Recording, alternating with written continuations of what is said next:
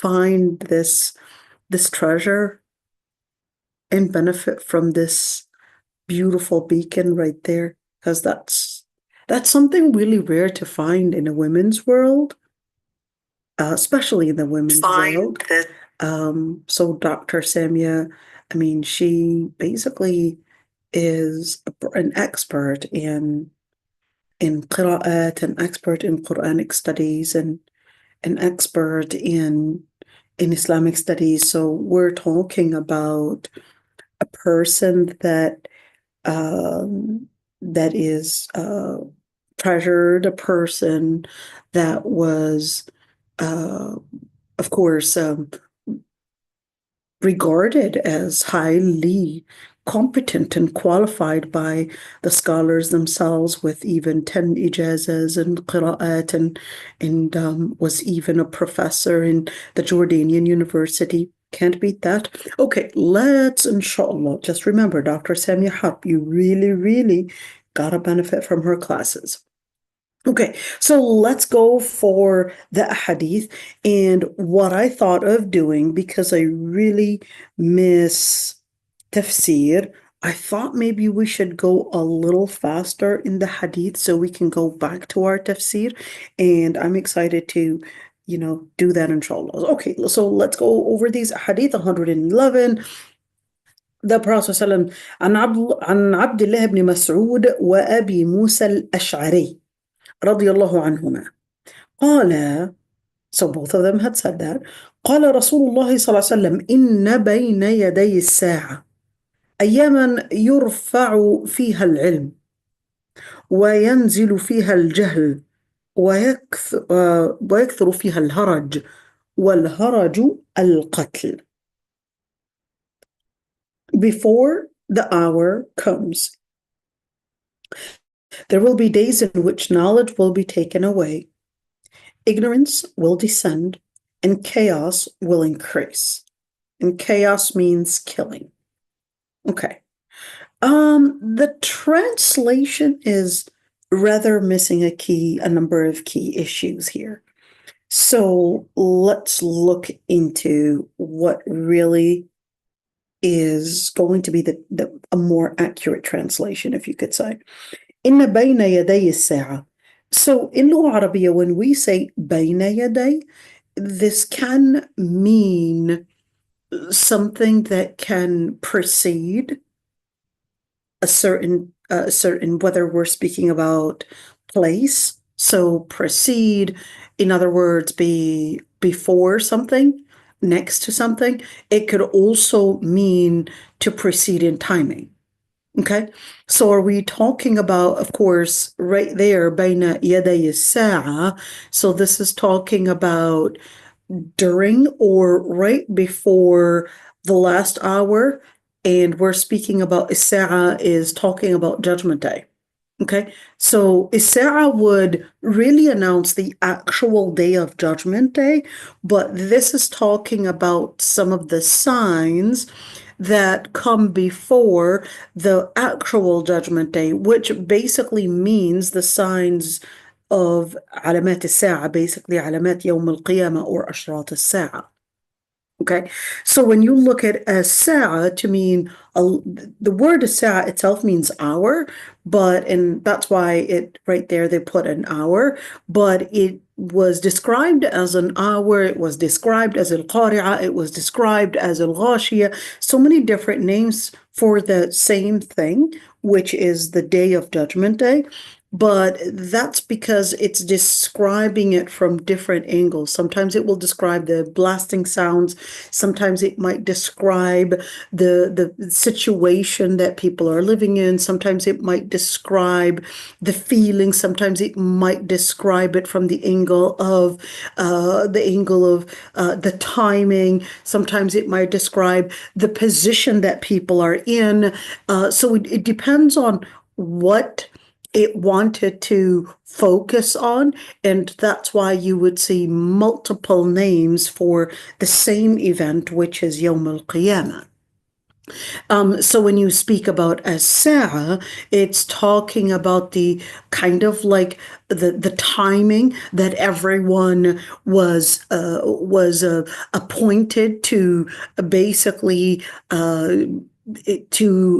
be during a magnificent event. So that's why it would be called as-sa'a. It's like the timing that is a magnificent timing, and a timing that contains magnificent stations, etc. So therefore, when you look at the word as-sa'a, this is talking about the hour that no one can deny, the magnificent day that no one can whatsoever disregard, because that's the true hour of what you had been living for, what you had been, of course, prepared, and the purpose of what you were created for. So that's why it would be called as-sa'a.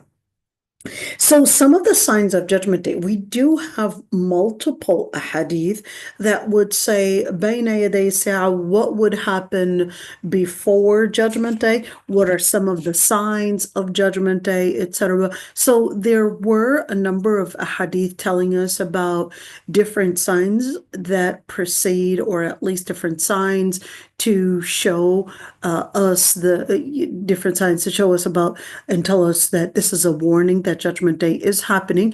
And there is a special emphasis in numerous hadith in regards to people's behaviors, the changes. We're talking about ecological changes. We're talking about behavioral changes. In other words, people's characters, people's behaviors changing. We're talking about not only speaking about ecological, but we're also talking about changes that we would find even environmental. We're speaking about, of course, the earth itself, etc. Whether it's due to ecological and the environment, just different things affecting earth itself. So we're speaking about whether we're speaking about the galaxies, or whether we're speaking about the sun rotation, we're speaking about more an increased in more volcanoes, more hurricanes, more, all these changes basically were mentioned in the hadith. We're speaking about time becoming faster. In other words, people basically even recognizing that the time had been shorter than before. People's behaviors changing. So you could see a number of different hadith focusing and emphasizing people's behaviors, such as losing the principles of what makes family, losing principles of what makes commitment, losing principles of what makes respect, what makes a society, what makes commitment, etc. And you could see a number of different hadith in talking about men and women, the changes that women will change into, the changes that men will change into, sometimes even different signs of political changes.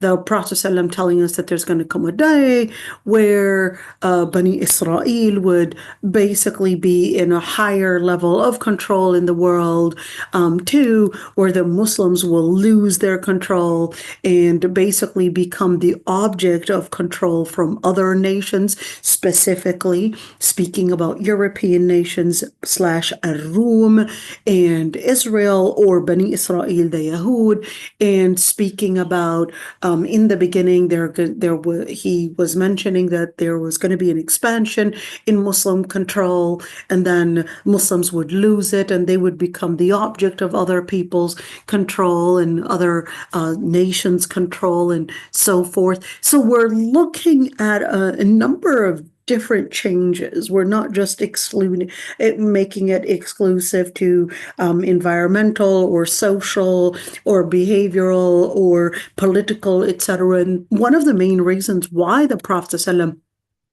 was giving us these signs was one, to let us see some of the prophecies that he had prophesied, to know that he did not have this information out of his own self or some data that he had collected, because there's no data that can be from 1,400 years ago telling us that, hey, there's going to come a time, and that, for example, there's going to come a time where you're going to conquer, for example, Rome. There's no sign of or any data showing whatsoever of anything that that sounds like it is possible whatsoever, even during the time of the Prophet ﷺ, but and even during our time. If anybody would mention that, they would be, what are you talking about? Muslim world is getting weaker and weaker by the day and not necessarily stronger. So how is that even possible? But then, hey, the Prophet ﷺ had prophesied and had spoken about a number of different things that were considered as prophecies, and not something that was somehow related to perhaps giving you some anticipation or giving you some form of based on data, information based on data. But you could see that there were a number of different things, whether it's the conquer of Istanbul, or whether the conquer of al-Bayt al-Maqdis or al-Quds, or whether it's the conquer of even Persia and so forth. You could see, a number of different things that happened in the past that the Prophet ﷺ had already talked about. Now, so that's one thing, is that it's in order to bring, let's say, a confirmation to believing in the Prophet ﷺ that وَمَا يَنْطِقُ عَنِ الْهَوَىٰ إِنْ هُوَ إِلَّا وَحْيٌ يُوحَىٰ, that he was not speaking of himself, but he was getting this information through al-wahy. That's number one. Number two is that if you are pre-warned, that means you are precautioned. So when the Prophet ﷺ was telling you of a lot of those fitan, most of the times he would tell you about different trials, different things that you want to be careful of, whether it's the Dajjal, whether it's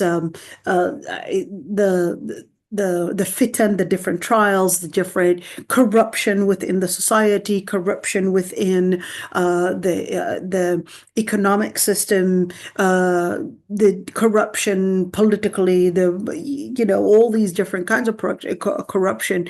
It's basically to help you get pre-warned in order to not participate in such divisions or in such trials and get confused thinking that it is a way to help us somehow gain momentum or whatever it is. So sometimes the Prophet ﷺ would tell you that you got to stay away from this because it's not something to see in it any form of success. Just like the Prophet ﷺ had pre-warned us about that there's going to be a gold rush, literally a gold rush between the Euphrates and the Euphrates River, and he was basically telling us that the river itself in Iraq is going to somehow dry in some areas, and then what it will reveal is something that no one had expected, which basically is gold mines and gold minerals, basically at a large or an abundant amount, and people will rush to that gold and to get that gold because they're rushing to get rich. So the Prophet ﷺ was warning that, well, this is going to happen. There's going to come a time where the Euphrates River is basically going to uncover underneath its land, that there's gold minerals right in that soil, just remember, when this does happen, do not run and do not rush to this gold trying to get it, because this is a fitna. So these are some of the things. It's not everything, but though that was in Surah An-Naba. What are we talking about, Nora? I guess we're Dr. Aisha, I think I missed it, or I thought it is Masa that is in Surah An-Nasiyat. I think I missed it. Yeah. right. I mean, سورة النازعات والنازعات غرقا والناشطات نشطا والسابحات سبحا فالسابقات سبقا. يوم يتذكر الإنسان الإنسان ما ما سعى. سعى. Okay, يوم يتذكر الإنسان ما سعى. ما سعى is different than الساعة. Okay. So sa'a means to scurry, to go to something, to rush, to go into something. That's his sa'a. What they had been working to go to, etc. But a sa'a, you've got that a right there, and you've got that ta marbuta. That's basically the hour itself. It's what everybody, but it's what everybody, I guess, would rush to a certain timing, to a certain event, etc. That would be the actual sa'a. Okay. Yeah. Thank you. Jazakallah. I missed it on the Yeah. All right. So in bayna yaday sa'a. Well, the good news is that you took me back to where I was.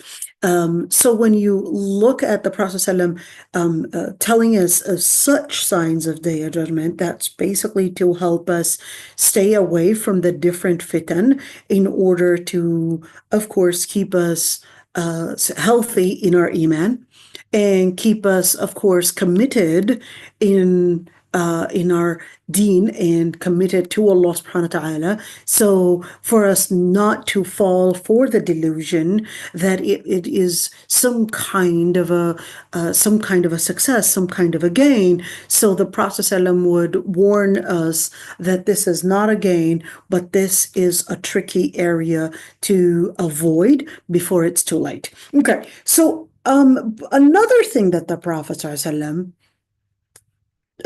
had mentioned is basically in this hadith, that right before that there are going to be certain days يرفع فيها العلم. What is يرفع? Wait, so when you say yurfa, that means it will be, here it said taken away. Yes and no, because the root rafa'a means to elevate, in other words, to take up.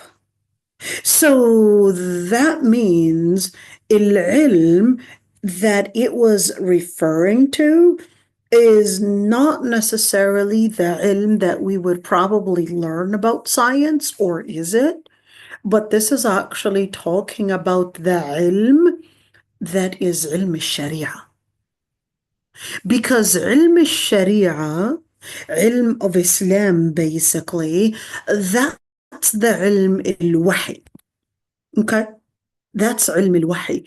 Al-wahi is that ilm that we would basically get not through experiment, but we would get through al-wahi from up above. Okay?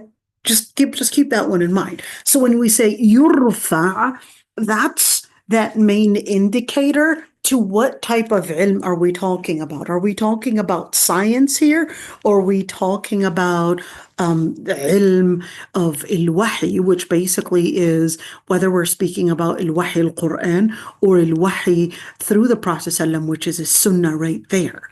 So يرفع فيها العلم, that the ilm that was sent through al-wahi, and then the scholars were passing it on to people, that's the ilm that will later be not the word taken away, but it would be risen.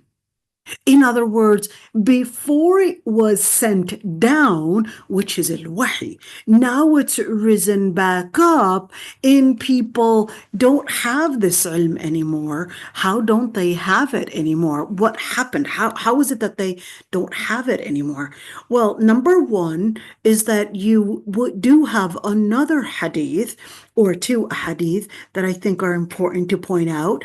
One hadith basically says that the way that it's risen is that the scholars that have that ilm, they'll die out. They'll die out, and the people didn't join their classes to basically pass it on. So they die out, and the ilm dies out because the people didn't recognize that ilm to maintain it. And the way that it would be maintained is by attending the classes and then learning it and then passing it on. Well, that's because it's not coming through experiment. It's actually coming through, let's say, passed on knowledge, because this is a knowledge that's coming through al-Wahy. So it's not something that you could necessarily experiment and somehow just get it through your own research, but you would have to basically get it through al-Wahy that traces all the way back to Allah subhanahu wa ta'ala. So that's one hadith that tells us that you would have the scholars die out. And number two, who is going to take over, basically speaking about Islam? It's basically al-Ruwaybida. Let me write that down. Al-Ruwaybida, and let's write that word down. So who are al-Ruwaybida? Al-Ruwaybida. Okay, here we go. That's the word. There is another hadith, and they said, the Prophet ﷺ said, well, there's going to come a time where ilm is definitely going to be risen, and then all of a sudden there's a new rise of these set of people that are called the Ruwaybida. Well, the Sahaba themselves, they wanted more information to who are those and what are those. And he said, the person that is tafih, the person that is a trivial person that all of a sudden is presented like they are the important people to discuss people's matters. So it could be a person that's probably an actor, or a person that probably has a different field, that they're probably professionals in maybe engineering or maybe medicine or whatever it is. Then all of a sudden these people are presented like they are the ones to now give fatwas, now speak about ilm.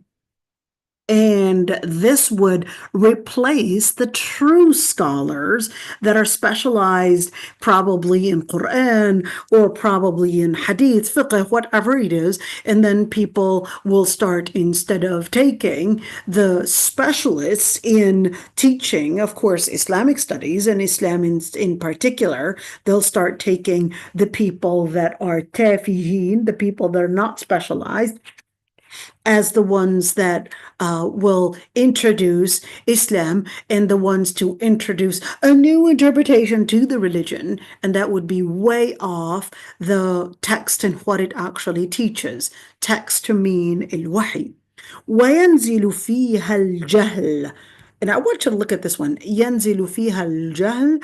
يَنْزِلُ فِيهَا الْجَهْلِ, does that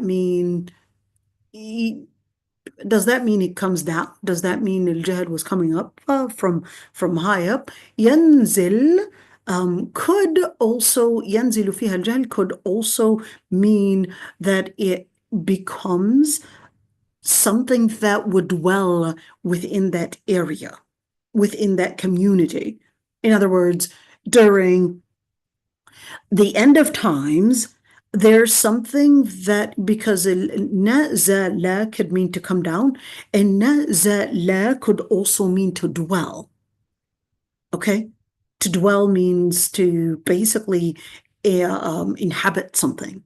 Okay? So yanzilu fiha al-jahl would basically mean that ignorance. And what type of ignorance? Even though during our times, there is another hadith where the Prophet ﷺ actually said that there's going to come a time where the usage of the pen would become prevalent.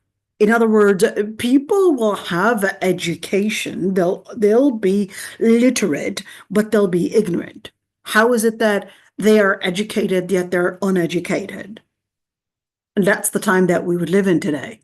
They have PhDs, they have masters, they have all these degrees that definitely would reflect that these people at least mastered a certain level of education, but then these people probably know how to understand certain things, but they are completely ignorant about social cues, completely ignorant about their religion, completely ignorant about how to make decisions that really matter in life, and so forth. And then they end up basically ignorant about the most important thing that Allah subhanahu wa ta'ala had sent, which is given through al-Wahy.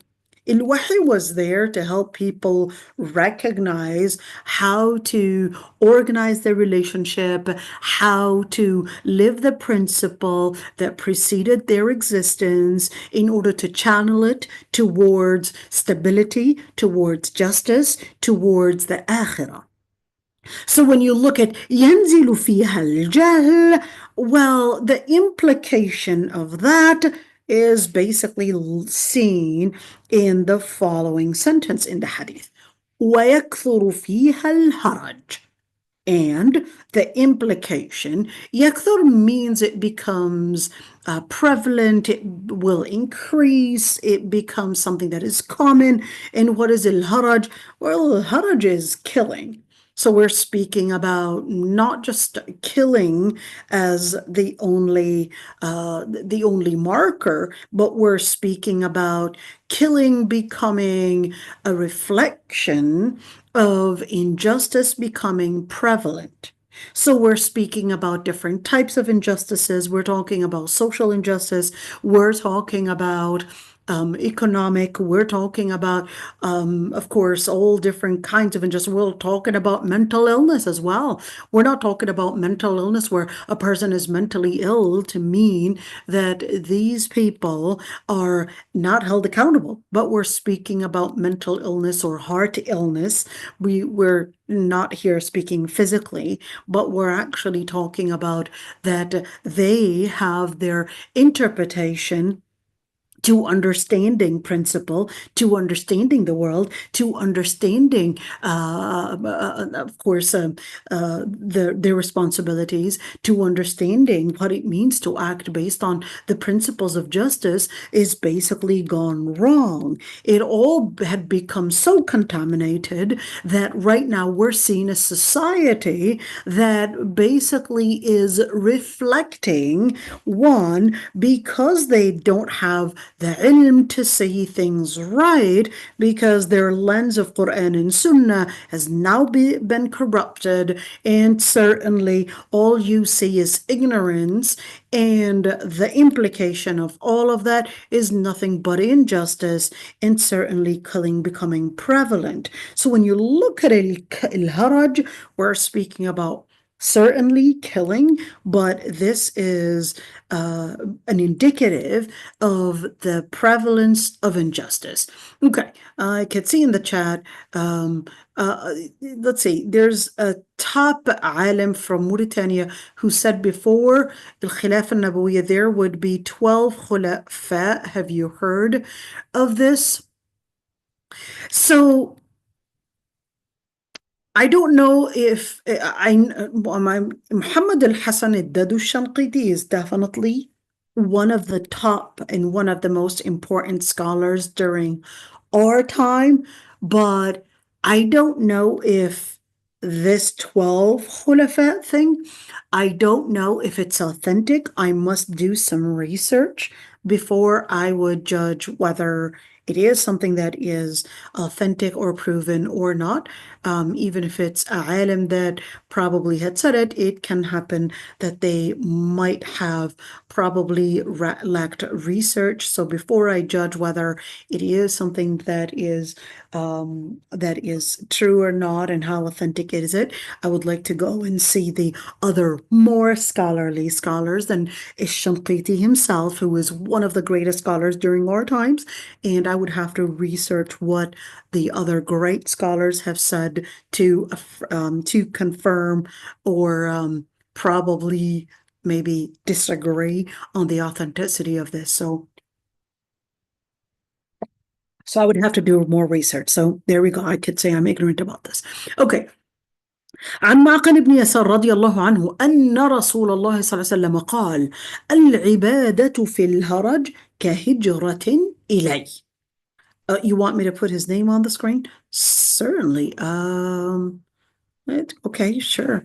So this scholar is Muhammad al-Badri. He's known for al-Shanqiti. Al-Shanqiti, here we go. That's his name. Okay. Maybe you want to see his picture too? Let me show you his picture. Okay. Let's see. Al-Badri al-Shanqiti. I could just do that. Al-Shanqiti. Okay. Let's do that. Here we go. This is that scholar. And yeah, he's not too that was the one who said it. I'm sorry. That's this guy. Yeah. This Sheikh. Sorry, not just guy. I'm familiar that he had said that. But like I said, that's not the top scholar? Which one? He is a top scholar, Noura. Oh, okay. He is a top scholar. Okay, so that's the same last name. Okay. Right. But I don't know how authentic that report is. I know that he had said that, but I don't know how authentic that report is. So that's why I'm saying I need to do further studying before I would say, yes, that is authentic or not authentic. You asked me if that is true. So I said, I don't know, and I need to do more research to see if it is. Okay. All right. عن معقل بن يسار قال that the Prophet ﷺ had said العبادة في الهرج كهجرة إلي. Let's see. Worship during turmoil is like migration to me. Not sure that the English translation, I don't see that it's giving the meaning of what the Arabic words are saying. I'll explain to you, and then you could tell me what you think about the translation, whether you think it's well done or not. So al-ibadah is worship. So up until here, we're doing fine. Fil haraj, during killing. Okay. But of course, remember the hadith before it when we said certainly al-haraj is killing, but we also said that that's basically speaking about one of the most important markers that will be prevalent at the time, which is killing. But it doesn't necessarily just talk about killing alone, but it's a marker of injustice becoming prevalent. Okay, so the Prophet ﷺ was basically talking about the people that are committed in al-ibadah. Well, wait a minute. So what is al-ibadah anyways? What is worship? So worship has a couple meanings, okay? Number one, when we're speaking about worship, there is a comprehensive meaning and there's more specific meaning. So the comprehensive one, the comprehensive meaning would basically comprehensive. Okay. The comprehensive one would be any type of an act that a person does in order to get closer to Allah subhanahu wa ta'ala. Okay. To get closer to Allah. Okay. And certainly with that being said, any action that you would do to please Allah subhanahu wa ta'ala could be, I don't know, fixing your children a meal because Allah subhanahu wa ta'ala ordered you to feed your children. That's a type of ibadah.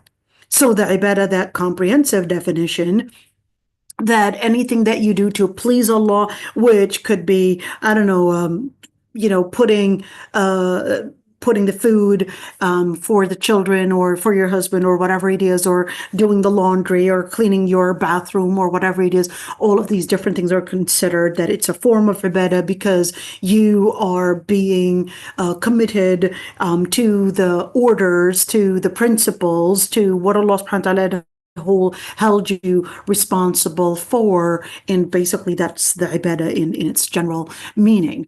Okay, and in order for something to be considered as a ibadah, it must be one. So let's look at it, where we would basically say it must be sahiha, and it must be sincere, khalisa. So what does that mean? Sahiha meaning that it's something that Allah subhanahu wa ta'ala had approved of. Number two, it must be basically khalisa, must be sincere. You're doing it for the sake of Allah subhanahu wa ta'ala. Okay. Now for more specific definition for ibadah, that would actually really mean the ritual. So we're speaking about a certain act that you would do in order to get closer to Allah subhanahu wa ta'ala spiritually. You do it as the difference between this spiritual slash ritual. Rituals are usually not understood. In other words, they don't have necessarily a logic explanation. So what does that look like? So why am I praying duhur 4 rak'ahs and not 7? Can I pray it into 7 because I got, I don't know, at that moment, hyped into my faith, for example? The answer is no. So when we're speaking about rituals, so why do tawaf 7 times? What are we doing going around? Why are you going around the Kaaba? Why can't you just sit down, take a moment, and just put your arms together and your hands or whatever it is and just stare at it and just think of a beautiful garden and just take the moment to and just do that instead of just going around and rotating and just walking, and that's probably distracting you and distracting your mind. Why are you not just sitting down? Okay, so and all different kinds of rituals. Hey, why are you stopping or not eating and drinking when you could probably eat and drink, and that way you'll probably be having a better nutrition and probably engage in salah, or probably maybe get yourself well nutritioned and eat throughout the day during Ramadan, and perhaps you can maybe gain better power and better physical ability to help the poor, etc., instead of depriving yourself of food and trying to say that you're going to be sharing it too and with the poor. Hey, we could maybe let's do some kind of a splitting. Maybe, hey, just different ways that people can create their own narrative. But when it comes to ritual, when it comes to ibadah, it doesn't necessarily have a logic that we can depend on. So it's a ritual, it's a form of worship that we don't really have a logic to explain it, some kind of a logic to explain it. And the reason why we perform such rituals is because the Prophet ﷺ had ordered us to perform it in that way and for the cause of pleasing Allah subhanahu wa ta'ala. And there are several conditions for that ritual to be accepted. Number one, it must be sahiha. It must be something that Allah subhanahu wa ta'ala had permitted. 2, it must be khalisa. It must be sincere. And number 3, it must be done based on the sunnah. In other words, you can't do an innovation and create your own way. It must be done based on how the Prophet ﷺ had basically permitted the ritual to happen in. So that's basically al-ibadah. Okay, now when we're speaking about ibadah here in this hadith, is it necessarily talking about the general definition, the comprehensive definition of ibadah, or is this talking about the specific type of ibadah, speaking about ritual? Okay, so the scholars actually interpreted this one differently. Majority had said it's speaking about the specific type of ibadah, the specific type of worship, which is ritual. Taking the time to do your dhikr, to do your ibadah, to do your worship, your fast, your zakah, your dhikr, your qira'at Quran, your maybe hajj, umrah, whatever it is, during the time, not necessarily turmoil, but we're speaking about during the time where people's principles had entirely utterly collapsed. People's principles had basically been so distanced away from Allah subhanahu wa ta'ala. But a person that is committed to their ibadah, despite the fact that within the society, what is prevalent is being distant away from the principles of Allah subhanahu wa ta'ala, being distant from the rituals, etc. Well, in other words, what Allah subhanahu wa ta'ala, or what the Prophet ﷺ is telling us, that what really keeps people committed in their principle is really the specific ibadah. So if you see people lacking their commitment to their ritual practice, there's no surprise that certainly their character, their commitment to principle is definitely going to be lacking, because this is correlated. When a person is committed to their ritual, you're going to see the implication basically affecting, and the implication on their principle, on their behavior, on the individual and the society, also having this effect in this implication on the society, whether people are committing injustice, and the list goes on and on. So the Prophet ﷺ is basically saying that when someone is committed during these times of /turmoil or /corruption or /injustice, or when killing is becoming so prevalent, etc., and yet a person is committed into their ibadah, whether we're speaking about the comprehensive ibadah, they're committed to the general principles of Allah subhanahu wa ta'ala, or whether it's committed to the actual ritual, that would be, the word is kahijratin ilay. What is kahijratin? The letter kaf is basically to say, as in other words, it's that preposition, and it is giving us what is called a adat tashbih. It's basically to give us this comparison. It's giving us the simile and what it's compared to. So the Prophet ﷺ said, kahijratin ilay. It's like a migration that one would do to Medina. So ilay means to me. It's like you're migrating to the Prophet ﷺ, but the whole idea of migration, that was at one point in Islamic history, it was obligatory to migrate from Mecca to Medina. And right now you cannot do migration from Mecca to Medina because that obligation ended.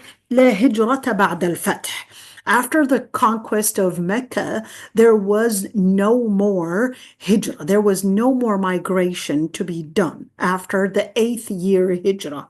Okay, there was no migration to be done, but there is a different kind of migration during our times. Perhaps one avoiding or leaving the society that is committing haram things, leaving an area, or probably another hadith talked about what al-muhajir man hajara ma naha Allahu an, the person that avoids what Allah subhanahu wa ta'ala had forbidden, etc. So you could see different hadith would basically give us something that is equivalent to the reward of a person migrating from Mecca to Medina, certain actions as a person being committed to ibadah in its comprehensive definition, or in its specific definition during the times of the fitna and so forth. Now, one thing is that you could see that the Prophet ﷺ was pointing out that there are certain rewards, and there's also certain hardship that is coming with it.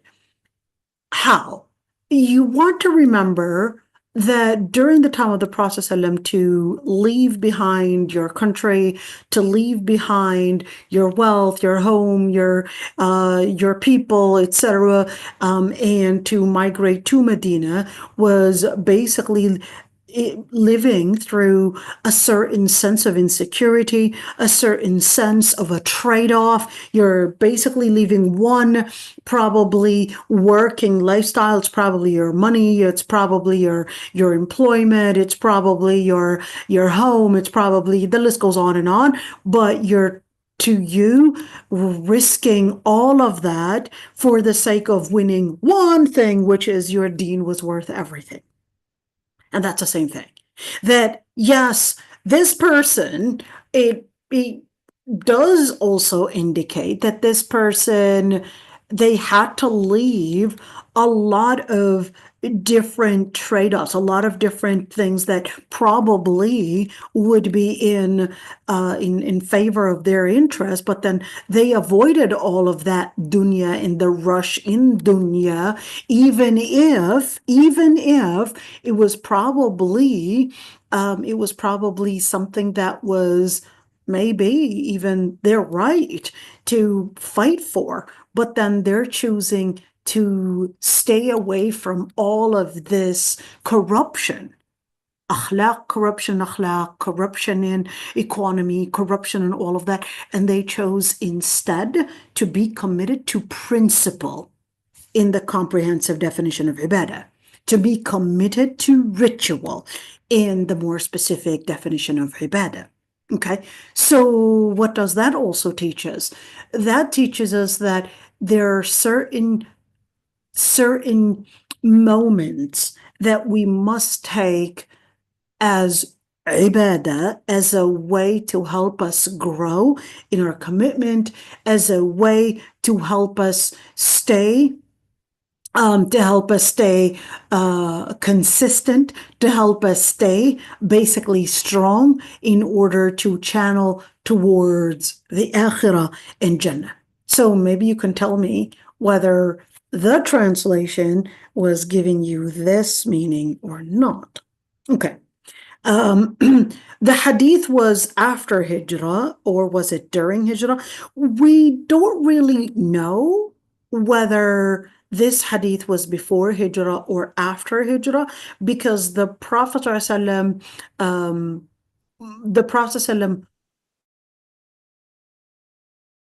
was basically mentioning this hadith and telling us what would be equivalent to Hijrah, etc. But most likely it was before Hijrah and not after. Okay, but we don't really have an evidence to prove the exact timing of that hadith. Okay, Noura, I have a question, just real fast. Is there abrogation of hadith? Certainly, of course there is. Okay. Absolutely there is, Noura. Let's give an example. Hadith narrated Ali ibn Abi Talib. He basically said that after the time of Khaybar, the Prophet ﷺ had said that eating donkey's meat and mut'a, or temporary marriage, was haram, was left as something that was forbidden until Judgment Day. Here's a hadith. It basically abrogated all the different actions, all the different permissions. At one time, it was permitted that they would practice mut'a marriage. At one point, it was permitted to eat donkey's meat. And then, of course, here's the narration of Ali ibn Abi Talib telling us that this was going to be, or this is, basically the last thing that the Prophet ﷺ had basically mentioned, and that abrogated all the different reports that had permitted this at one point. That's not the only hadith. The Prophet ﷺ, كنت قد نهيتكم عن زيارة القبور ألا فزوروها. I had forbidden you from visiting graves, but now you could visit it as it reminds you of Judgment Day. Here's a hadith. It's basically telling us that at one point it is true that the Prophet ﷺ had forbid the Sahaba from visiting graves. Now he's basically saying, well, now, yes, I did say that before. Now where I'm telling you to go visit it. So this is basically here the hadith telling us that there's an abrogation. Definitely there is. Okay, so this is just an example. There's a lot more, but this is an example. Okay, عن أبي هريرة رضي الله عنه أن رسول الله صلى الله عليه وسلم قال بادروا بالأعمال فتنا كقطع الليل المظلم يصبح الرجل مؤمنا ويمسي كافرا أو يمسي مؤمنا ويصبح كافرا يبيع دينه بعرض من الدنيا. Let's see the translation in English. Does it really give us that? Hasten to do good deeds before trials come like pieces of dark night. A man may go to bed a believer and wake up an unbeliever, or go to bed a believer and wake up an unbeliever, selling his religion for worldly gain. I think even the English language of it is kind of, I don't know, it's seeming that the English wording is, I don't know, it's sounding like it's poor English if you ask me, but I'm not an expert in English language, so I'll just leave it like that, but it's sounding like it's not good English. Okay, let's see. بادروا بالأعمال. So what is بادروا? Hasten to do? No, it's not hasten. المبادرة is to rush into doing something, to scurry into doing something. المبادرة is to also do something as early as possible. In other words, not procrastinate. That's المبادرة. المبادرة is not to procrastinate. المبادرة is to rush. المبادرة is to be early in doing something. بالأعمال, so not procrastinate and rush in doing what? بالأعمال. Basically, the word الأعمال, remember in اللغة العربية, the al could either be the inclusive al and can be the specifying al. So العهدية or الاستغراقية basically. And بالأعمال, rush in doing the actions. What action? So now it's more of an inclusive al and not necessarily a specifying al, because it's telling you, well, all the actions. What kind of actions? Whether we're speaking about the actions to mean the good actions in general, the principles of Allah subhanahu wa ta'ala, or whether this is talking about ritual. Okay, so in the end, this is a comprehensive word to tell us all the actions that you would want to do. Make sure, 1, you go early. 2, don't procrastinate because life is too short. 3, try going fast to whatever you want to complete, because you may have the time now and not have it again, and probably miss out on an opportunity. So the Prophet ﷺ is basically telling us, بادروا بالأعمال, you want to rush, etc. فتنا, because there's going to come fitan. What is al-fitna? So the root of fitna is the word fatana. Fatana. Well, what does it mean anyways? Okay, so the root, or in the word fatana, the word actually means to expose gold, ironically, on fire in order to let the gold, if you're exposing it on fire, of course, the gold itself is found as a mineral, and then the gold itself would be connected and basically coming in with soil, rocks, pebbles, blah, blah, blah, all these different other minerals. But if you would basically put it on fire, then the gold is going to melt, and certainly rocks don't melt. And that is going to let the gold basically be separated from the other minerals and from the other rock stones, whatever it is, and that way you can have pure gold. So that's al-fitna. Okay. But when you look at fitna right there, we're speaking about different exposures. Okay. What type of exposures are we talking about? We're talking about exposures here, كقطع الليل المظلم, different exposures that will basically, the Prophet ﷺ is describing it, كقطع الليل المظلم. It would be similar to the different القطع. القطع is a piece, but it's not always peace. It's not always coming into it as a piece. So what does that look like? So when you look at the horizon, you would see once the night starts coming in, you could look at the horizon and actually see it's like becoming shades of darkness. It's light, a shade of light, and a little darker and a little darker, it keeps growing darker, and it becomes as if it's shades of night.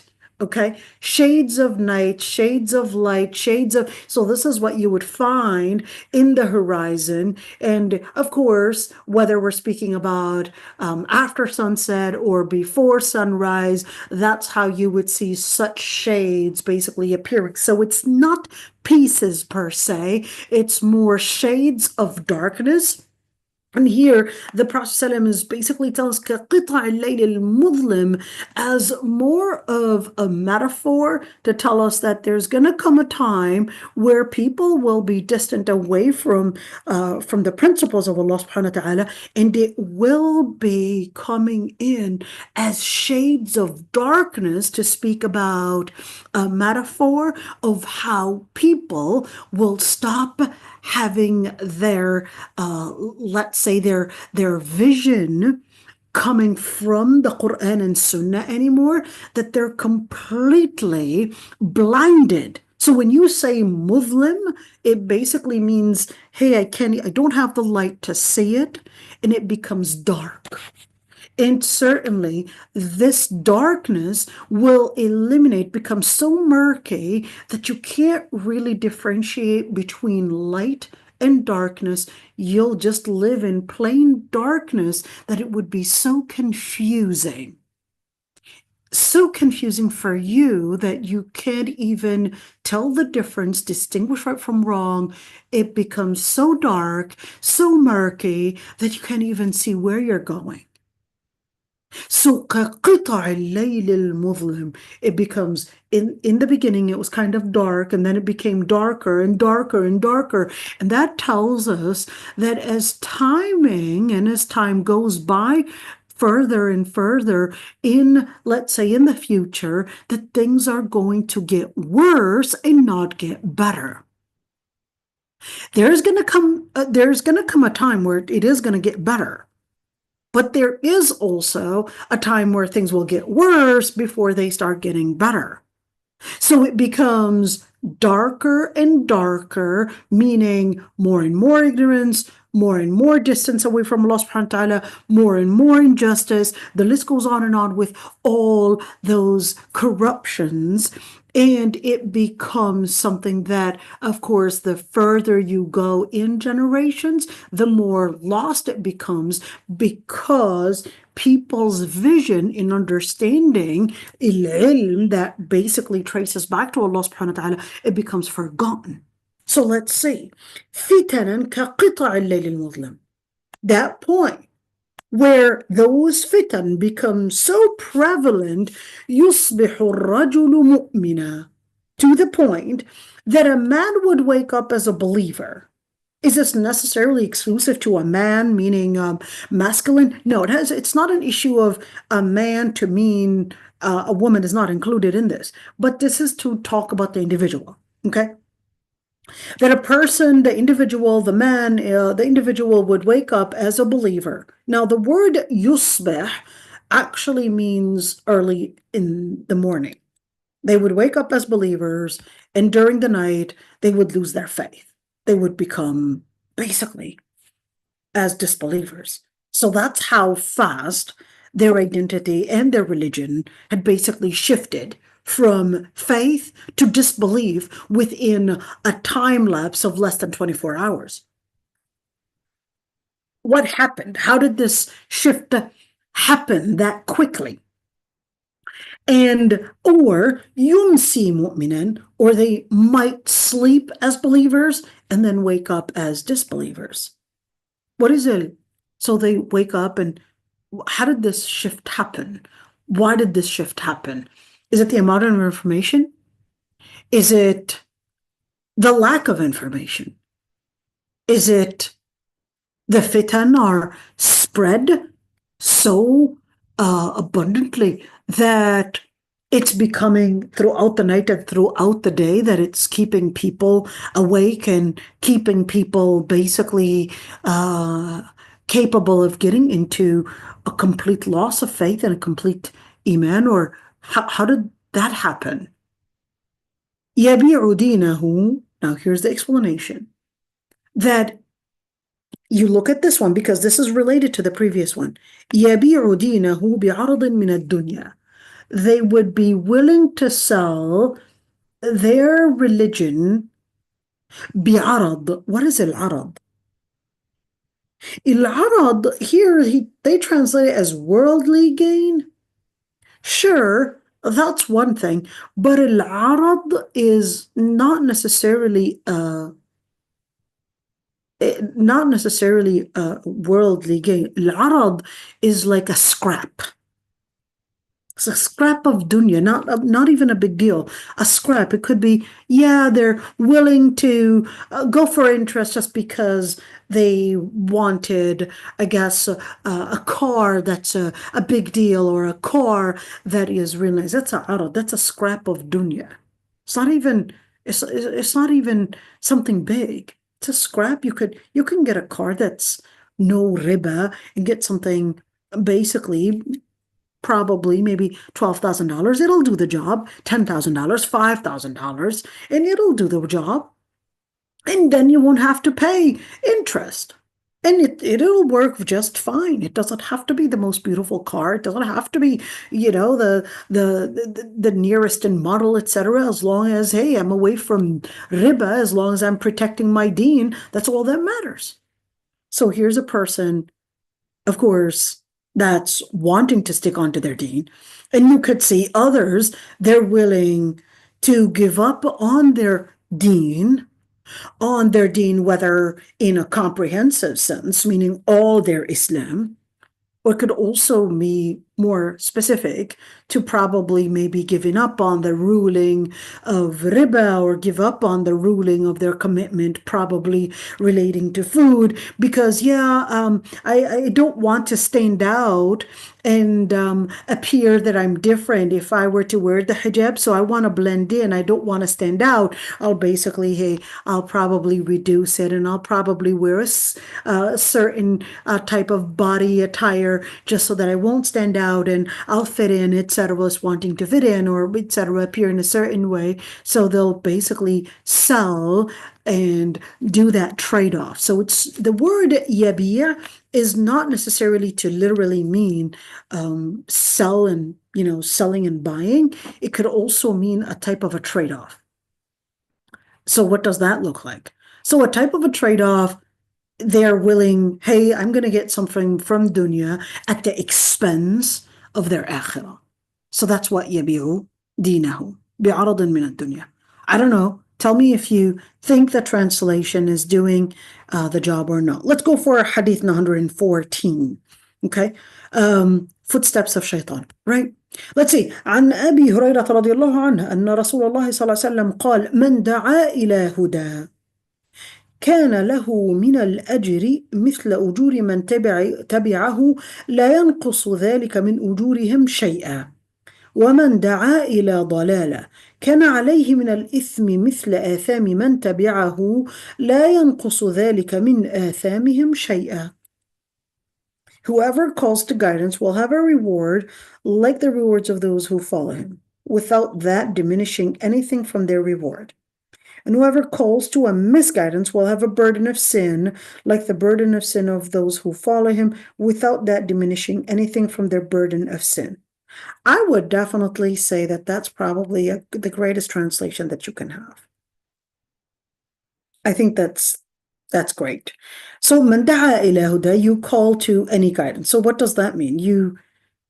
What does it mean to call to a guidance? Calling to a guidance, whether we're speaking about calling to Islam in general, or whether we're talking about a more specific type of guidance. Maybe you called someone, hey, attend Gems of Light classes. You'll learn more about your deen. You'll learn fiqh. You'll learn hadith. You'll learn Quran. You'll learn how to make da'wah, all these different things. And then what do? You're basically calling others. And even though they're the ones attending the class, but just because you had invited them to a type of guidance, whether it's the classes or whether it's probably, hey, you want to come with us to a halaqah, maybe go to the masjid, or maybe, hey, we're helping this sister that recently got her baby, we're cooking a meal, you want to share with us to cook a meal for her postpartum timing, and etc. And then the other sister was like, yeah, sure, I'd like to join along. Then even when she is cooking and probably attending or whatever good thing that she's doing, you would get a reward for inviting her to basically do and participate in this piece of guidance. Okay? So you invite other people to join classes, you would invite other people to go to the masjid, invite other people to help a sister cook a meal or fix the house or whatever it is, then you would get the reward of not yourself, but even those that followed and those that attended. Okay? That would be basically getting the reward مثل أجور من تبعه لا ينقص ذلك من أجورهم شيئا. So wait a minute. If, let's say, Noura invited, let's say, Fatima, okay? Let's say Noura invited Fatima, and Fatima was like, yeah, sure, I'll come, and Fatima started coming, okay? Does that mean that Fatima's reward, let's say for coming, she's going to get a total of 10 rewards? Does that mean that the 10 is split, 5 for Noura and 5 for Fatima? Or is that no, Fatima will get 10 and Noura will also get 10? That's what it would mean. That both will get the same reward, and that doesn't mean that this reward that Fatima is going to get, for example, that it's going to be split or that it's going to be deducted because to fit, of course, both of their deeds. But no, none of them will get a reduction. Noura will get 10 and Fatima will get 10, and it's a complete reward for both, and therefore they would basically get the reward of attendance, the reward of invitation, the reward of basically following the guidance. Okay. وَمَنْ دَعَا إِلَى ضَلَالَةٍ, of course, and in retrospect, whoever would invite to any deviation كان عليه من الإثم مثل آثام من تبعه لا ينقص ذلك من آثامهم شيئا نسأل الله العفو والعافية. And whoever invites to a misguidance, then, well, what does it mean الضلالة? So الضلالة comes from the root ضلالة. That's the root. And ضل would be they misguided. Okay? So what is a misguidance? To misguide means to confuse the path. Confuse the paths and then making it hard for people to distinguish which one is the right path and which one is the wrong path. So they're basically confusing everything.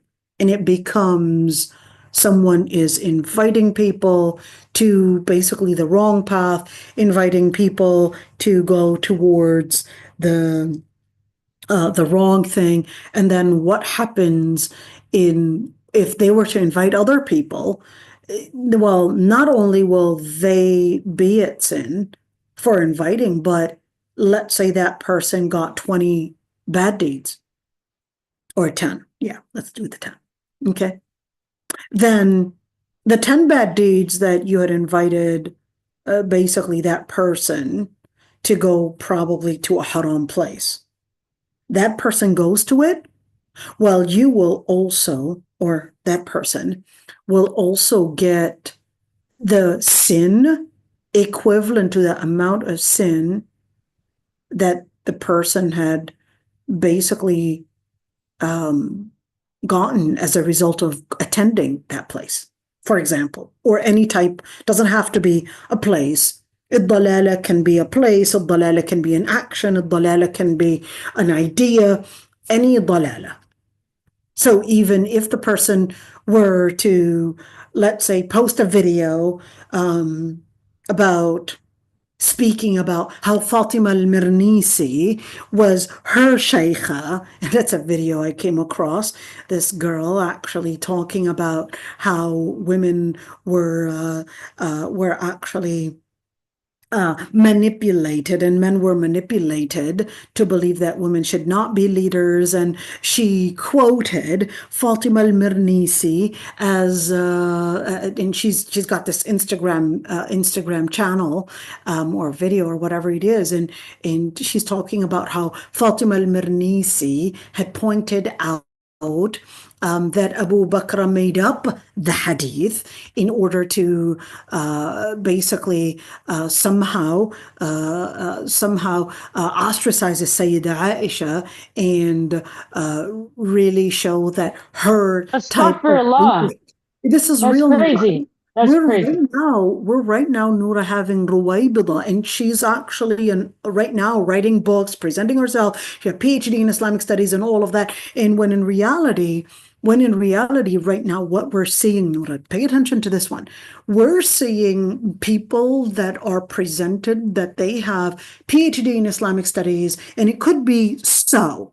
But then their Islamic studies or their degree is probably coming from Chicago University, SOAS, or coming from an institute. With an agenda.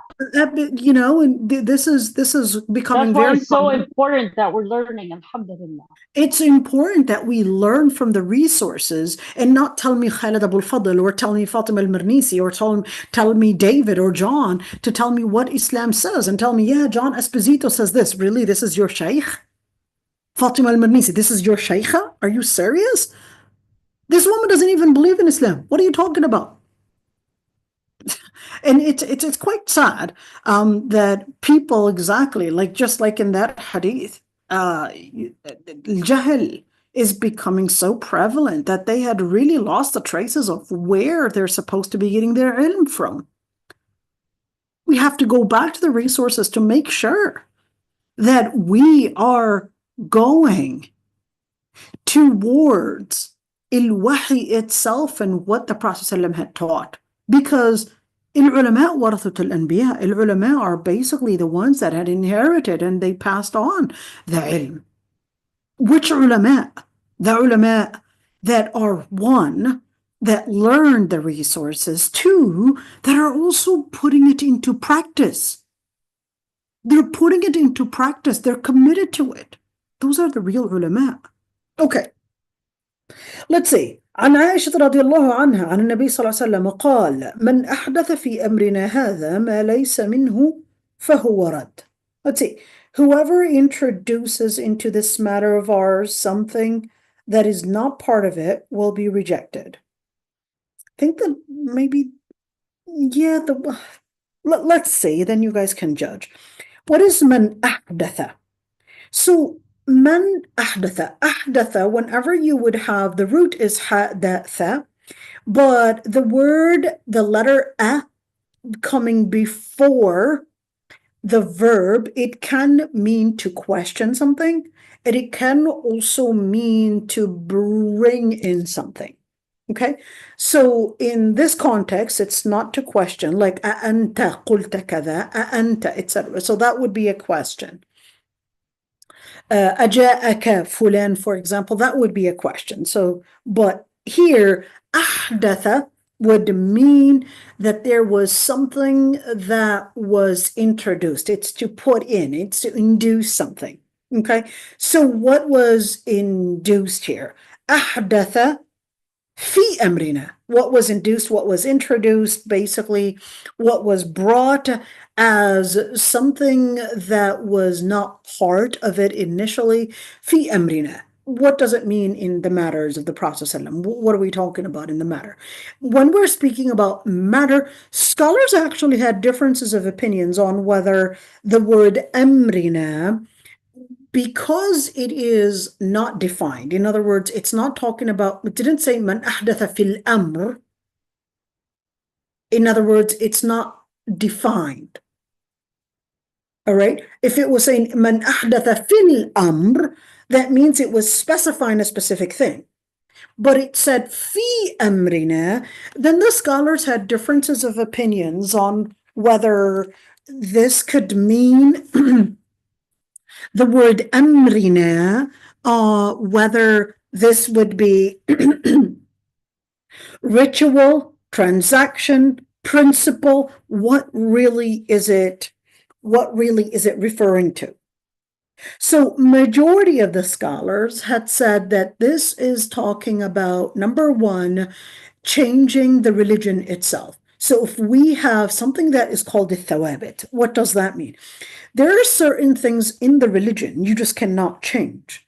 If we have a text, and this text is basically specifying or giving us certain details that this is how it's supposed to be practiced, whether that was in transactions, whether that was in social matters, or whether that was in ritual, then that would be a legislation that we would have to apply.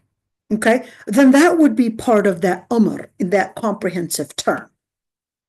Yet, if we are to go more specific, to say al-amr to mean al-bid'ah to mean innovation, to mean introducing something that is not part of the religion, and that innovation would be in ritual. So what would that look like? If it has not been done by the Prophet ﷺ, if it was not approved by the Prophet ﷺ, then in that situation, just introducing something new, introducing a new act, introducing something different, etc., different than what the Prophet ﷺ had basically legislated or basically had been doing, then in that situation, it will be rejected to mean that it would be considered as out of what was regarded as the guidance of Allah subhanahu wa ta'ala. That's what it would mean. When we say فَهُوَ رَدْ, فَهُوَ رَدْ to mean it would be rejected, it would be called out as not acceptable. Okay? Rejected to mean not accepted by Allah subhanahu wa ta'ala, rejected to mean that it basically stands out as against Allah. It would be rejected to mean that it's not taken as part of the Islamic guidance. So what does that even look like in terms of ritual? Give us an example.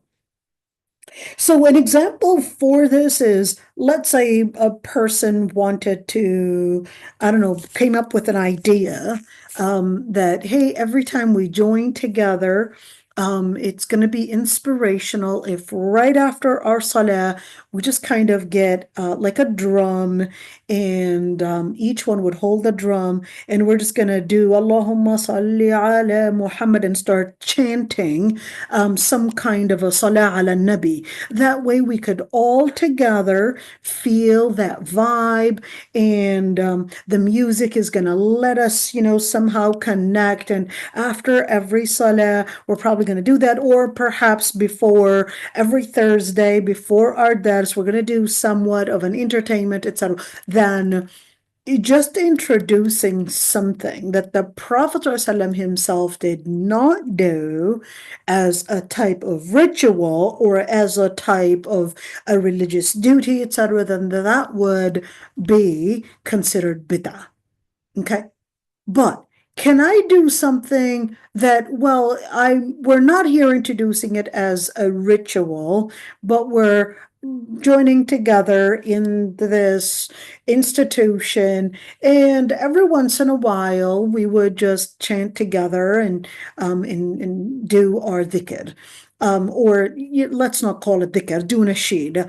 We're praising the Prophet ﷺ in this nasheed, طلع البدر علينا, and we're basically, like a tambourine that we won't get into differences of opinions. We'll say tambourine, okay? And can we actually do that? That's a differences of opinions.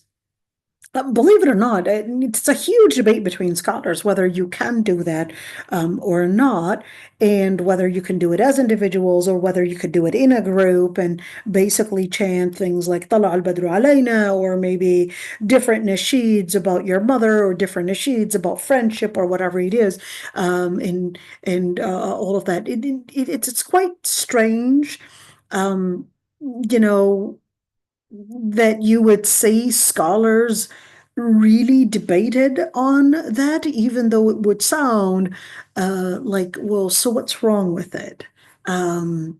Why not? And then they debated whether it's men can do it and women can do it alone, or whether it's supposed to be just during the time of Eid, or can it be something that doesn't have to be during the time of Eid, but just a moment to celebrate. How do we get into all those details? That's a different story. But Shafi'iyya were probably, I don't know, should we call them the most strict in that regards? Or it basically has a certain chapter that's called Hukm al-Sama'.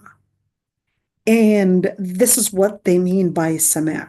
They don't mean Sama', you're just listening to anything. So if you go to the books of fiqh, and they would actually have a special chapter for it, it would be Sama'. It's quite interesting and lots of details. You would think it's like, oh, come on, not a big deal. You could just say it's halal. It sounds really nice, right?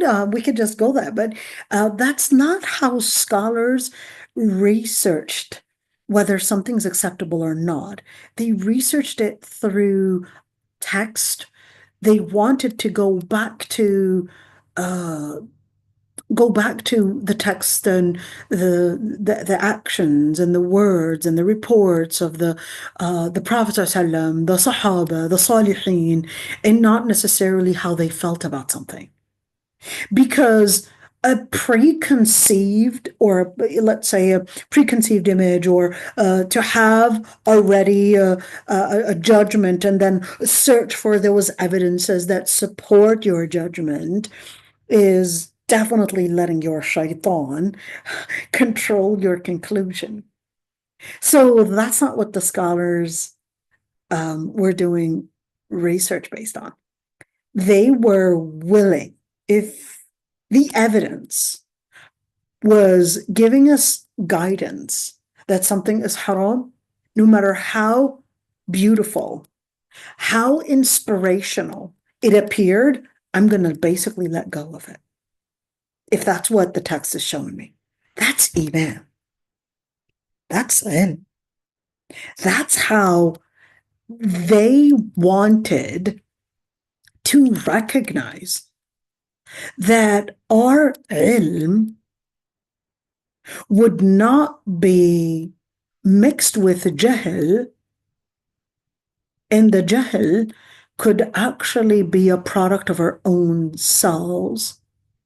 Our own ignorance could sometimes be a product of our own desires, our own pleasures, probably because we want something. And we would think of it as somewhat of knowledge, but then, yes, as human beings, we have the capacity for self-manipulation. We're willing to self-manipulate ourselves. And that goes back to that other hadith. There you go. There you go. Last hadith, 116, just because we have to do it, okay? Let's see. عن أبي سعيد الخدري رضي الله عنه أن النبي صلى الله عليه وسلم قال لتتبعن سنن من قبلكم شبرا بشبر وذراعا بذراع حتى لو سلكوا جحر ضب لسلكتموه. قلنا يا رسول الله اليهود والنصارى؟ قال فمن؟ You will follow the ways of those before you, inch by inch, cubit by cubit, to the point if they entered the hole of a lizard, you will enter it. we said, O messenger of all, O messenger of God. The Jews and Christians, he said, then who? Okay. Well, let's say right there. لَتَتَّبِعُنَّ, you will follow. What is التتبع? التتبع is to trace a certain footstep. It's like I'm tracing a certain path, and then I would basically see whatever they're doing, I would trace it. I would try to mimic it in each and every single way. There's a new trend of, I don't know, when you take a photo, you basically stick your lips out and you do a certain posture that's to make you look cute, etc. And you would say all the Muslim girls and all the girls are basically doing this posture. You would see their profiles. Everybody is doing this posture, which really is a posture of sorry, but let's just say an inappropriate woman that even the Muslimat are basically mimicking. That's just an example. It's not just in a profile photo, but it's also in words. It's basically becoming a trend, and this trend becomes basically practiced by Muslims and non-Muslims, and it becomes something that everybody, whether East and West, Muslims, non-Muslims, everybody is mimicking the same type of behavior. And shibran bishibr. What is that shibran bishibr? Yes, inch by an inch. Well, this isn't necessarily talking about an inch in terms of, in terms of what do they call it? As a unit. This isn't talking about a unit, but this is actually giving us an idea of how intricate and how detailed such practice or such I guess trying to Would little by little be a better? Well, I mean, they wanted to translate the word shibr, so shibr is really an inch, okay? A dhira is really an arm reach, so it's not really a cubit per se. A dhira is more of an arm reach, okay? So it wasn't necessarily giving you a unit here, but it's wanting to give you an idea of how small and how big and how much the society is going to want to mimic each and every single detail, each and every single act, each and every single behavior. It could be the way that they would pose, the way that they would talk, the way that they would live their life, when they wake up, when they sleep, and what they watch, what they entertain themselves with, the way that they would think, the right way to raise your child, the right way to practice husband and wife relations, the responsibilities, the rights, all of that is going to be presented as the modern definition, quote unquote, when in reality, it's not necessarily a modern definition. It's basically a definition that is coming from the source and from the center of basically kufr, or the center of disbelievers' behavior. Okay? حتى لو سلكوا جحر ضب. What is حتى لو سلكوا? لو سلكوا, if they would have taken a path, and الجحر الضب, is that necessarily a lizard? Well, it's not necessarily a lizard. It's a different kind of a lizard. Let's look at and see what the ضب looks like. So this is basically what it is. It says, what is that? This is the ضب right there.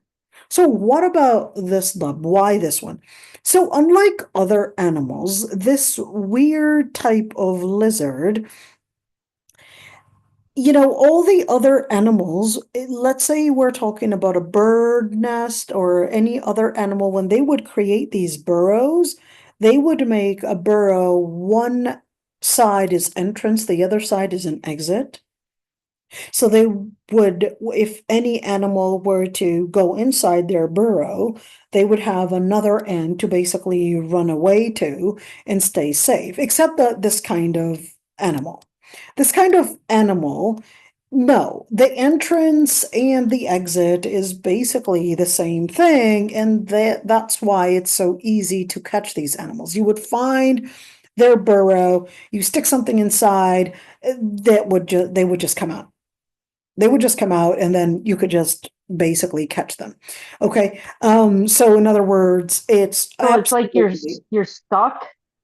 you're there you go. So they go into their burrow and they think they're secure, but in reality, they had basically made themselves really insecure with their own home, within their own home.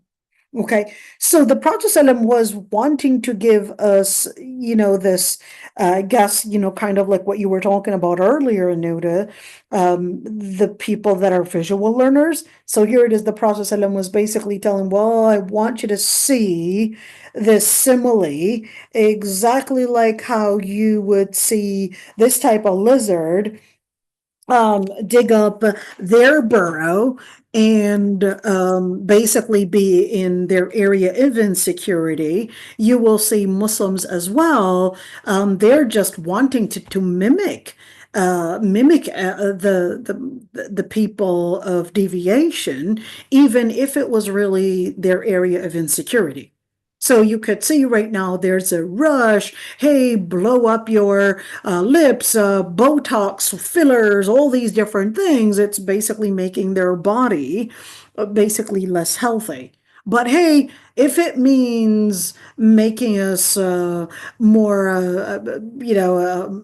accepted, if it means making us appear different and appear more beautiful, whatever it is, yes, even if it's at the expense of our health, we're going to basically do it. And then you'll see everybody, even if it's at the expense of their insecurity, at the expense of their health, at the expense of probably their life, etc. Hey, I'm just going to go in it. That's everybody. Hey, it's a trend, and I'm therefore going to practice it. Yet, it's important to note that unfortunately, we have more Muslims that are purchasing the products of, puffing and huffing and all these different things. We have more Muslims that are customers of that than non-Muslims. Unfortunately, you're seeing more Muslims actually becoming. All they have to do is look at the celebrities and see what happened to their faces. It is really sad, Noura. You go to the Gulf. It is ridiculous. Really? Ridiculous, Noura. Ridiculous. Well, I noticed a lot of people were having the eyebrows tattooed. The Kuwait. microblading, all of that, the lips, that Brazilian, you name it, and you've got And that all goes back that to the hadith plastic about stuff. most of the women. Absolutely. It's so Yeah. sad. And it's really sad that you barely get people, ironically, you would barely get people asking you, is this halal or haram? They just go for it. This is part of what Allah subhanahu wa ta'ala had warned us about in Surah Al-An'am, when Allah subhanahu wa ta'ala said that part of what shaitan will use in order to change people's fitrah, وَلَآمُرَنَّهُمْ فَلْيُغَيِّرُنَّ خَلْقَ اللَّهِ, I will order them to change the creation of Allah subhanahu wa ta'ala. There's a difference. SubhanAllah. Somebody probably had to undergo mastectomy because they had breast cancer, etc. That's a different story. We're not talking about, let's call it, maybe because of medical issues, or they're, let's say, taking it back and restoring, I guess, their appearance for medical procedures. Because of a deformity. Exactly, because of a deformity right there. But we're talking about people completely lacking satisfaction, and they're always lacking that confidence, and they're changing all their appearance and changing their bodies just to basically fit in. Yeah, and they don't realize that a lot of these things they're seeing on social media and everything, those were created by AI, or they were just, edited. Yeah, it's not absolutely real. It's quite sad, Wallah Noura. It's very sad. And right now, we are seeing mental illness on the rise, even in young girls, teenage girls, because they don't feel that they're basically attractive enough. They don't feel that confidence. They basically feel that they can't fit in because there's a certain size that they're supposed to match. There's a certain appearance. And then of course, if they don't have the money, or they would think that they have to basically fit in with a certain appearance, or else they would not be beautiful, they would not be accepted, they would not basically fit in. Of course, it's doing all these different plastic surgeries to do a certain nose, to do a certain lip, and to basically do certain face, and all these different things, and without us realizing, well, here it is. قُلْنَا يَا رَسُولَ اللَّهِ, who are these people mimicking? Is it al-Yahud wal-Nasara? Is it the Jews and the Christians? And he said, who else? They're just trying to fit in and be basically just mimicking al-Yahud wal-Nasara without them realizing, and basically losing This their. reminds me of so many hadith Ya related Allah, to this. Ya Allah, نسأل الله العفو والعافية. So I mean, this is it for today. Inshallah, tomorrow, what was thawabit? Good one. So thawabit are, the root is thabata, which actually means it's steadfast. It's basically, what is the word? Thabata actually means to stay idle, okay? And to not change. Okay, so when we say thawabit, there are certain things in Islam you can't bring about a new ijtihad and say, so because of people's religion really changing, I think we're going to increase the number of rak'ahs that they'll be praying. Or because people are busy with their jobs, they're contributing so well within the society, we're going to reduce the amount of duhur rak'ahs just because people don't have enough time for it. So yeah, we're going to reduce that. That's basically part of the web. You can't change it. Okay. Even if you had a very decorated and a very inspirational narrative, that's the web. You cannot change it. There are certain things. It's a text you cannot change, whether we're speaking about legislations, whether we're speaking about basically things in transaction, or we can't say, well, right now we have a way to basically know whether a woman is pregnant or not, so therefore we don't have to work on the iddah, ladies. Congratulations. You don't have to do iddah anymore. We had basically eliminated the number, because right now, hey, in 40 days we can actually do a blood test, we can do certain urine test that can tell us whether you're pregnant or not, making sure that women don't have to necessarily stay confined within their homes, or probably doing all that iddah, and therefore we could basically make it easier on women. So that's a thawab, but you can't do that.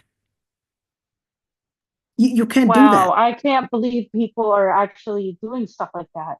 Yeah, SubhanAllah. absolutely. That's a thawab, but we've got a text. No matter what type of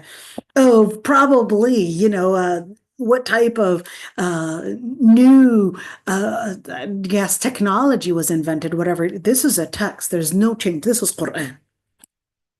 This is Quran. That's it. There's no change. This is thawabit. You can't tell me that, yes, we're going to introduce something new. Now we have a new way of discovering things. And no. I don't care what science right now and what theories and what discoveries you had right now discovered. If I have Quran and Sunnah, the data that right now you probably have and the research and all of that, if it's contradicting Quran and Sunnah, I'm going to doubt your data, and I'm going to stick to the Quran and Sunnah. In order to get to hidayah, remember that we had done in tafsir. There you go, those areas. This is it, inshallah. Subhanakallah wa bihamdika, nastaghfiruka wa natubu ilayk, nashhadu an la ilaha illa ant. If there are any questions, be happy to answer them, inshallah. Sorry, everybody, if we kind of go in so much detail, but I really think it's important that we do ilm and we understand our Islam based on the detailed pieces of ilm and not necessarily speak in ways of creating our own